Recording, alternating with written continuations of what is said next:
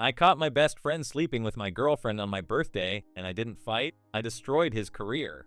John discovered his best friend, Nick, sleeping with his long-term girlfriend, Anna, on his birthday.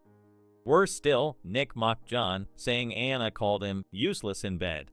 Enraged, John quietly gathered evidence from cloud data and exposed Nick's financial fraud at their company.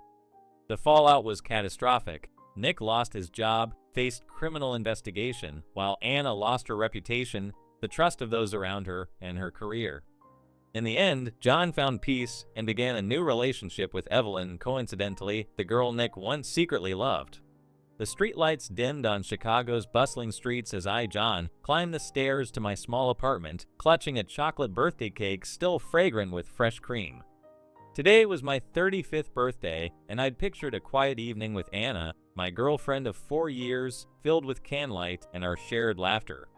I pushed the door open, about to call her name, but the sight before me froze me in place.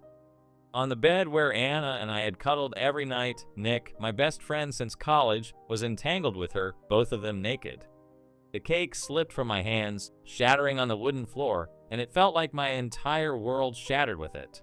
Nick turned, not a hint of shame on his face, even smirking when he saw me. He stood, pulling a sheet around himself, and stepped closer, his tone cutting like a knife. "She says you're useless in bed. Just like how you live, pathetic, weak." I looked at Anna, waiting for an explanation, but she just lowered her head, her hair hiding her face, silent. Nick went on, as if to twist the blade deeper. "She chose me, John, and I'm not like you." I stood there in a room now reeking of melted cream and betrayal, my heart pounding, not from pain, but from a smoldering anger igniting within me. Outside, the cold wind rattled the old window frames. I didn't yell or lunge at Nick like in the movies I'd seen. I just turned quietly and walked out, leaving his mocking laugh and Anna's silence behind. "They think I'll collapse," I told myself, gripping the stairwell railing. "They think I'm truly weak, but they don't know who I am." A question churned in my mind. What would I do? Smash everything like a loser? Walk away silently like a coward? Or plan a revenge they'd never see coming? I smirked, not in amusement, but in a vow to myself. They'll pay, not with fists, but in the way I choose. The dim light from a cheap hotel room's desk lamp cast shadows on my face as I sat, head in hands, trying to shake the image of Nick and Anna in my bed from the night before. I'd left the apartment right after witnessing their betrayal, taking nothing but my wallet and a cold fury in my chest. My birthday, a day meant for joy, was now a wreckage, and I couldn't stop thinking about my bond with Nick, the man I'd called my best friend, and Anna, the woman I'd loved with all my heart. How didn't I see it? I asked myself, staring out the window where Chicago's lights flickered like they were mocking me. Nick and I met in college, two ambitious kids sharing a business class at the University of Illinois. I was the quiet grinder, writing plans, crunching numbers, working late to turn ideas into reality. Nick was different, the center of attention with a confident smile and charm that won everyone over. We started a small tech company together, specializing in financial management software, and I believed we were a team. But looking back, I see the balance between us never existed. I worked in the shadows while Nick stood in the spotlight, soaking up praise from investors despite knowing nothing about code or balance sheets. John's my loyal sidekick. He'd joked at a party once, and I'd laughed, thinking it was friendship. Now I knew it was disdain. Anna entered my life 3 years after the company launched. She was a freelance model, beautiful, with deep green eyes and a smile that made me forget my exhaustion. I loved her for my steadfastness, how I kept my word, how I built everything from nothing. But slowly, I noticed her change. She started comparing me to Nick. He was successful, confident, always at fancy parties I skipped to focus on work. "Why can't you be more like Nick?" she'd asked once, her tone light but laced with reproach. I'd seen vague texts on her phone, short messages like, "Meet tonight?" from Nick, but I brushed them off, telling myself I was paranoid, that my friendship and love were strong enough to withstand anything. I was such a fool, I muttered, gripping the table's edge. The seeds of betrayal were there all along, and I ignored them. The company was my greatest achievement, but Nick had turned it into his playground. He signed deals without consulting me, hired people without discussion, and I, the co-founder, was gradually sidelined. Anna was drawn to his fake glamour, something I never had or wanted. I recalled our last meeting before my birthday, Nick clapping my shoulder, laughing, "John, you keep working, I'll handle the schmoozing." Anna stood nearby, her gaze distant, no longer warm toward me. They were quietly destroying me, I thought, and now they've openly mocked me in my own home. I stood and walked to the window, looking down at the bustling traffic below. The anger in me was no longer a blazing fire, it was cold, sharp like a blade. They think I'm weak, I told myself, but they don't know what I hold. I remembered the company's cloud system, where I had full access, where Nick stored everything without a hint of suspicion. A plan began forming in my mind, quiet, nonviolent, but devastating enough to ruin them. "Nick wants to play betrayal," I whispered, "then I'll show him I play better." The blue glow of my laptop screen lit my face as I sat in the dark hotel room, fingers flying across the keyboard, my heart icy. The night after my birthday, I didn't cry, didn't beg Anna to come back, didn't smash things to vent my rage at Nick. I just acted quietly, cleared my stuff from the apartment, logged out of personal accounts, and erased my traces from the company's shared systems that Nick and I had built. They want me gone, I told myself, so I'll vanish. But not how they expect. I opened the browser, logged into the company's internal cloud, a system Nick always relied on me to manage, where he stored everything without ever thinking I'd turn against him. I began downloading files, contracts, financial reports, internal emails, everything Nick had handled over the past 3 years. He was always smug, thinking I was just the tech grunt while he was the company's face. But I knew better than anyone. This system was my lifeblood, and I held the keys to every door. I worked through the night, eyes burning from the screen's glare, but my anger kept me alert. Then I found it, fake invoices from a ghost supplier, shady contracts Nick signed to funnel money to his personal account, even traces of money laundering through a shell company in the Caymans. "You didn't just betray me," I muttered, gripping the mouse. "You sold out the company I bled for." I didn't rush. I organized everything into an airtight report, every piece of evidence flagged, every transaction clearly noted. I knew if I released it immediately, Nick would dodge blame, pin it on someone else, maybe even me. No, I thought, it has to hit at the right time, the right place. I sent the entire dataset to an anonymous email I created, then contacted the company's board, people who respected me despite Nick's spotlight stealing. No calls, no traces, just a concise email. "Review the attached files before tomorrow's meeting." This is the truth about Nick Walker. I also sent a copy to the state's Financial Crimes Unit with a note, "Check TechSync." The surprise awaits. The next day, the board meeting took place at the company's downtown Chicago headquarters. I didn't attend, I didn't need to be there to see the outcome. I sat in the hotel, sipping cold coffee, imagining the scene, the board opening the email, the big screen displaying page after page of my report, red text highlighting Nick Walker under financial misconduct mastermind. A friend at the company told me Nick walked into the meeting with his usual smug grin, but minutes later, his face went pale as the board chairman stood. "Nick, you're fired effective immediately. Financial police are waiting outside." He screamed, blaming me, Anna, anyone, but no one listened. A criminal investigation warrant was issued, and Nick was led out under the stunned gazes of employees. Anna didn't escape either. When the scandal broke, local media pounced, and her name was dragged into the spotlight for her affair with Nick. She was the face of a major brand, but the ethical breach led partners to cancel her contract instantly. I heard she called mutual acquaintances, sobbing that Nick had deceived her, but no one bought it. Her reputation was ashes. They chose each other, I told myself, staring at my laptop's news page about the case, and now they both pay. I didn't laugh or gloat, just felt a cold relief, like shedding a weight that had crushed my chest for years.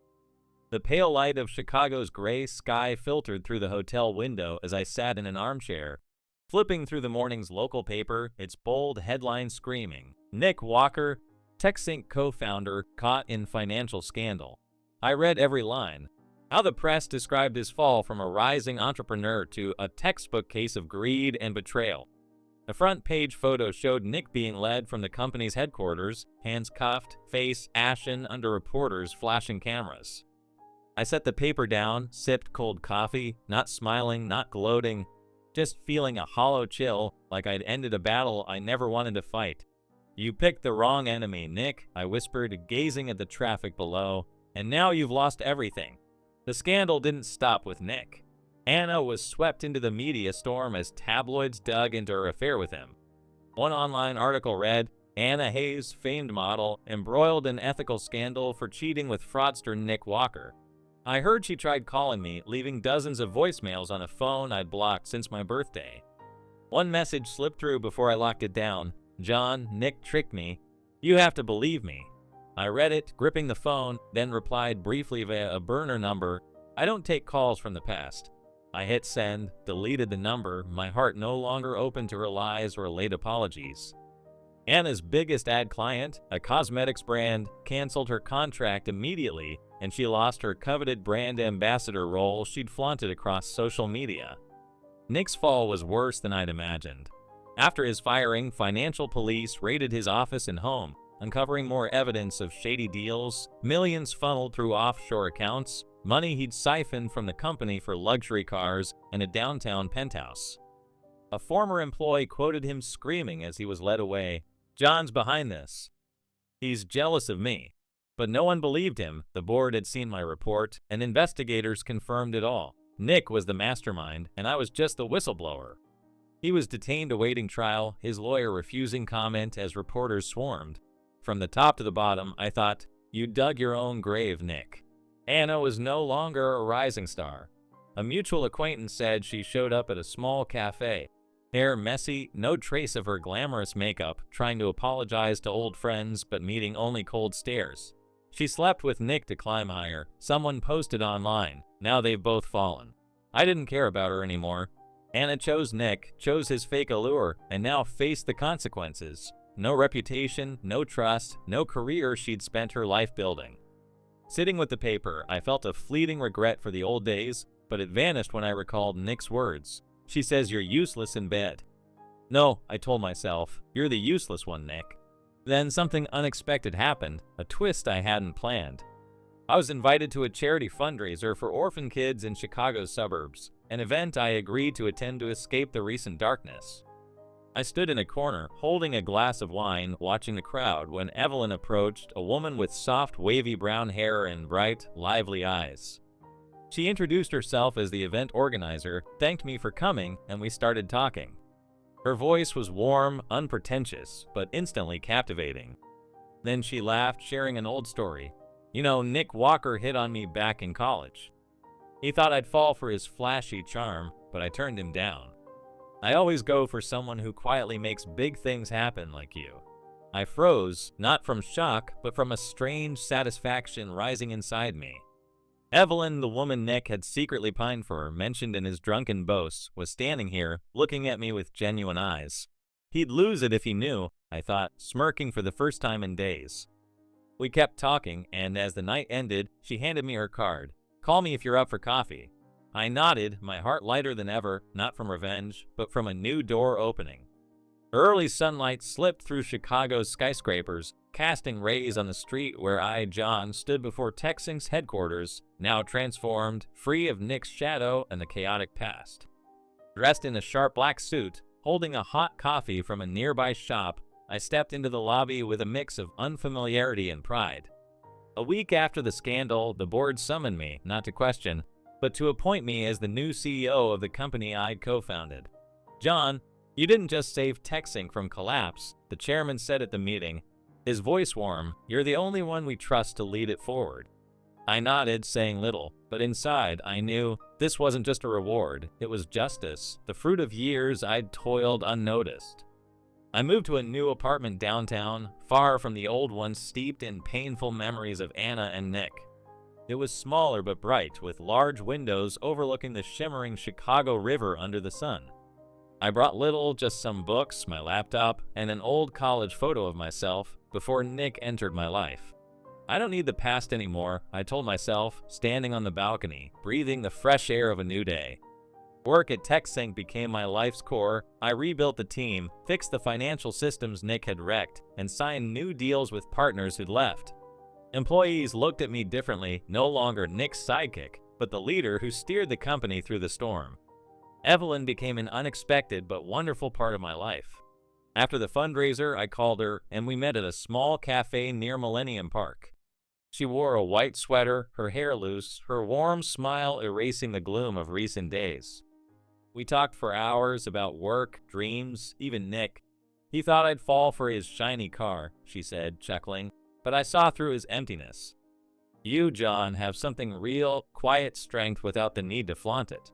I looked into her eyes, feeling a connection I never had with Anna, authentic, unflashy, but solid like a rock in a river. She's the one Nick could never have, I thought, and that made me smile, not from revenge, but because I knew I deserved this happiness. Nick, meanwhile, hit rock bottom. A former employee said he was locked up in Cook County Jail, awaiting trial on charges of fraud, money laundering, and tax evasion. The press didn't let up every day. New headlines from young entrepreneur defrauds millions to Nick Walker, from glory to shackles. His penthouse was seized, his luxury cars auctioned, his old friends turned away. Once, I caught a TV interview with his mother, sobbing that Nick was framed, but no one bought it. He chose this path, I told myself, when he slept with Anna, when he stole from the company, when he thought he was untouchable. I didn't need to see him to know he'd lost everything: career, reputation, money, and Anna, the things he'd bragged about, now just ashes. Anna didn't fare better. A contact said she'd moved back to her mom's in the suburbs, no longer the glamorous model. The cosmetics brand didn't just cancel her contract, they sued her for breaching ethical clauses, forcing her to sell her posh loop apartment to cover debts. Once, I saw her on the street by chance while walking with Evelyn. Anna looked gaunt, hair tied sloppily, eyes empty as she spotted me. She approached, voice trembling. John, I was wrong. Can you forgive me? I stopped, met her gaze, and said coldly, Forgiveness isn't forgetting, Anna. And I forgot you long ago. I walked away, lightly holding Evelyn's hand, leaving Anna alone amid the bustling crowd. The community no longer trusted her, whispers behind her back, skeptical glances. That was the price of her betrayal. That night, I sat on the couch in my new apartment, Evelyn beside me, watching an old movie she loved. She leaned her head on my shoulder, whispering, You're stronger than you know. John. I smiled faintly, feeling true peace for the first time. Revenge doesn't need noise, I thought, just precision and timing. Nick and Anna didn't apologize, they no longer had the standing to, and I didn't need their apologies. I'd won not with fists or shouts, but with the patience and smarts they'd never grasped. With Evelyn by my side, with TechSync in my hands, I knew I hadn't just survived, I was living better than they'd ever dreamed.